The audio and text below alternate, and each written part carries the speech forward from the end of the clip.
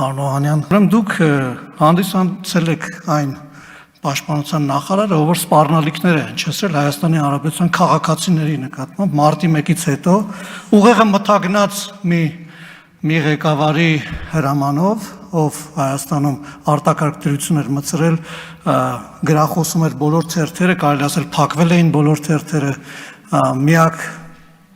նույնիսկ on-line ռեսուրսներն էին փակվել, մարդիկ որպեսզի տեղեկությանը ծանոթանային, իմանային ինչ է կատարում, քանի հոգի է սպանվել ի վերջո հրապարակում, իրենց հարազատներից քանիսն են բանտերում գտնվում, որտեղ հարյուրավորներին տարել եք եւ խմբային դատերի արդյունքում լցրել եք զնդանները, որպեսզի նրանք ազատ խոսքի իրավունք չունենային։ Դուք որպես պաշտպանության նախարար եթերում սպառնում եք Հայաստանի Հանրապետության քաղաքացիներին, դուք բանակի ողնաշարն էիք կոտրում այդ օրերին, դուք լցրել էիք Հայաստանի քաղաքները,